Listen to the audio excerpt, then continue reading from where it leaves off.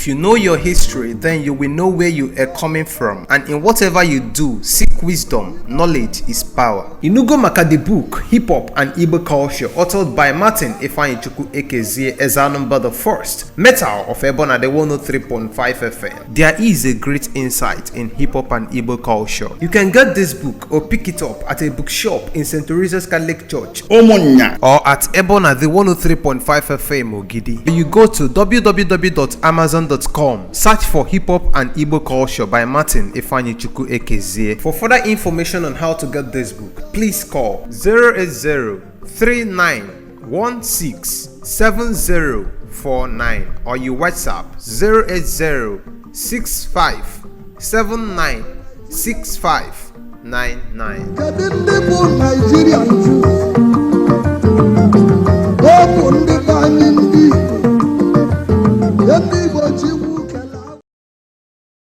Okay, Sabiko, Kayama can offer you. Okay, darling, more about Because, okay. Okay. No. Can you mean you are not about that? You were not about that. It's Royal, Honorable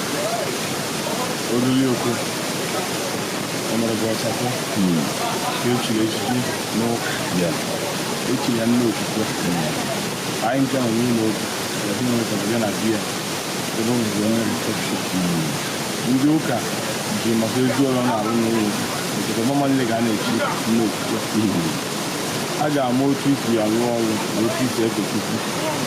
Of the money and our OCP are no problem. Man, obviously now. Maybe it's wounded, never general, you will teach and all new care and do that. Will see all the work from you. Those virtues, someone as a person. Magangani and I'll come on and lead you a Malia. So, can you hear on what I say? And then you take to this night. Somebody born a no job after you. Hon Osakwe was somebody getting out of the metro. What's in my air? What's in number? Not by a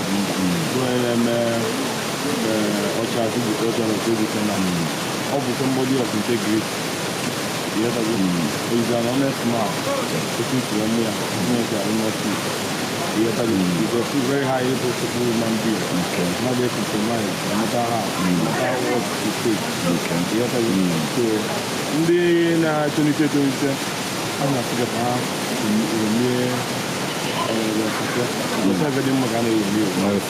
because of me, I don't think I'm sure the thought out of title but because of the integrity and the honesty and that's only other title. Because I believe now before she get I can never give you so now I'm dealing with the and half a year, not in the mechanic because I let me or do all man of highly sensible and all young integrity. Like I said, the young when you see a tata. Then never need to Tata Ochiva, not before and the rules on in the material because now really by Chiawa, what they do is how would you to run against the no people, no people, even never see ever now. If you are now, yes, within the my friend is with that. Oh, I are now, if you check down, I got food here. Dallas, thank you so much for speaking with us. Okay, bros, time can on you go after you. Okay.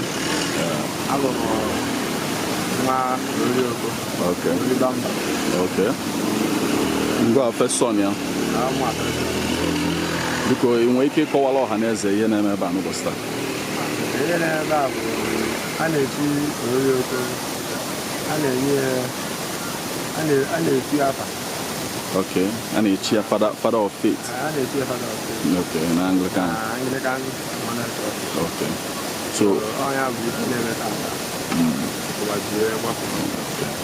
ngwa na-enwe ike ịkọwara ọha na eze ihe melu ndị Emmanuel Anglican Church ji wee decide na papa gị ga-eso na ndị a ga-echi father of faith ise. Ụbọchị na ọ bụ ezigbo mmadụ. Ezigbo omume ọ ya ọkara anyị ji decide. Okay. So ka ihe bụgasị ha gasị anyị kwesịrị isi n'aka ya amụta as a person ka ife bụ ife ọ na-emegasị anyị ga-amụta n'aka ya amụta n'aka ya bụ ezigbo omume ezigbo omume ihe ọ na-eme ebe ọ na-eme okwu ilaiki anyị chọọ ka edokwa ya mmanya mma anyị amụta as a person nke ezi ekpere na-ekpe n'isi anụ bụ stafa na-ekpe n'isi ọya na-aya ọya debe obi ogologo ndụ ahụta ahụ ezigbo okay. Dalo, thank you so much for speaking with us, boss. Dalo.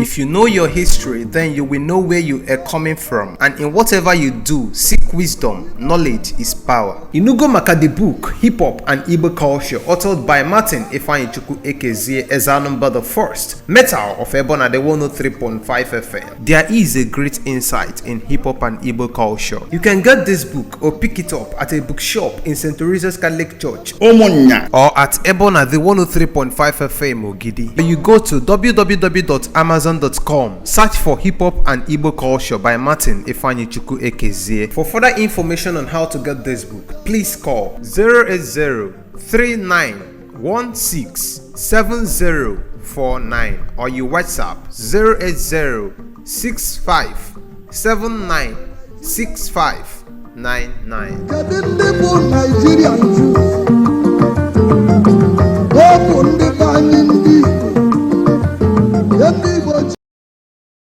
Sabiko, can you make an offer? Okay. Okay.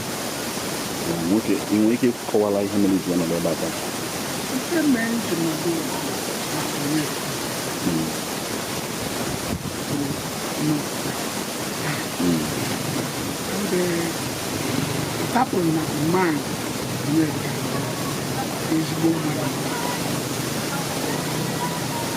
Agala niile emechiri onye mmadụ n'ọkụkọ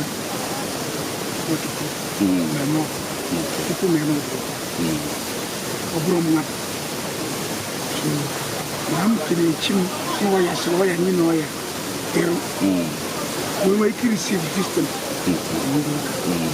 and ayọ m Chineke onye nyere ya aka na ndụ ya nwere o nwee mkọrọ echu Baịbụl mmadụ nwere Baịbụl.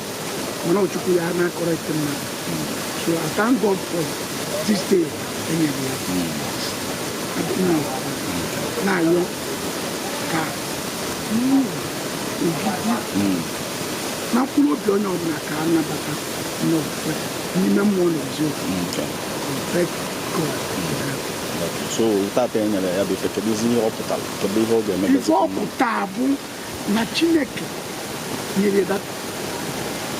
No, site n'obi mmadụ bido tata ọ bụ na onwe m mistakes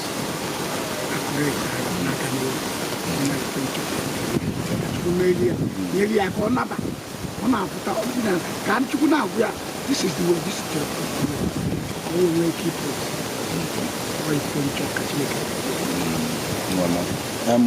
enwegasịkwazịla ihe anyị kwesịrị isi n'aka ya mụta maka bifo enye ya bụ ife o nwere ihe afọ ife wee nye ya kedu ihe ndị na-eto eto ga-esi n'aka ya wee mụta ife ndị na-eto eto ga-esi n'aka ya mụta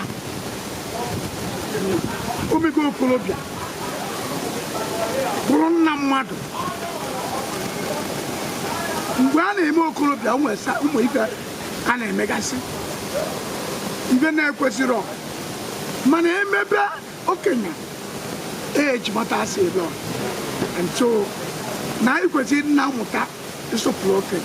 Muta ikwu aka ya ọtọ muta ikosibe ya dị mma onye adịba ya mụtara n'echide nnukwu. O nwegasị ụfọdụ okwu ịgwagasịla anyị n'ime ka anyị nọ n'ime na-akpa amụma na ọ na-akọwakwa a lot of things. O nwere some of them na try can recorrect ya mana I like ka ị drop all one or two wee kọwakwala anyị fọpụtara. One of the two things men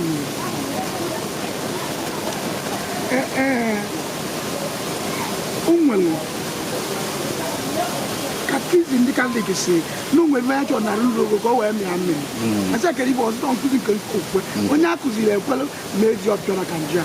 Okay. You be corrected by that lady like that. Okay. But I mean keep up. You go to Exodus 28 or see because nekwa ka ị na-apụ biko tigba mbọ ka edebe mbọ ụka azụ unu egosi ka ịgbapụ mbọ ka ị malụ ihe kwesịrị ime mee ya ọ bụ na ịbụrụ ezigbo mmadụ Chukwu nye ya onyinye ka iwe gaịdị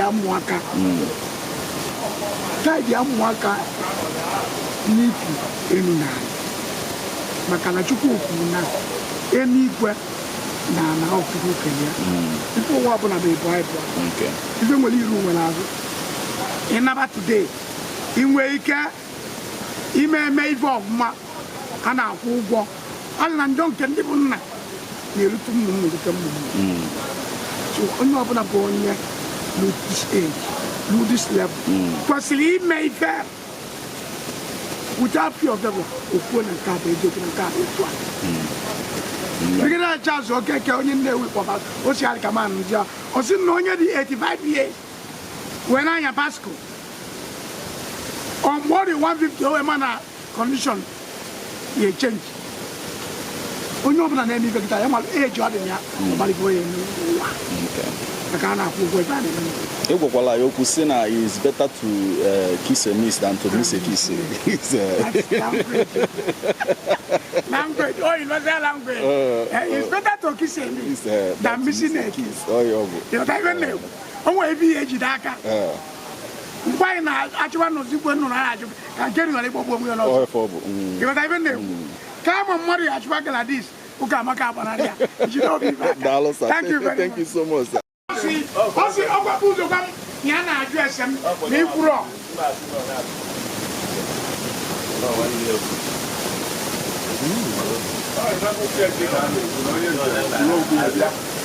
Oda ona la te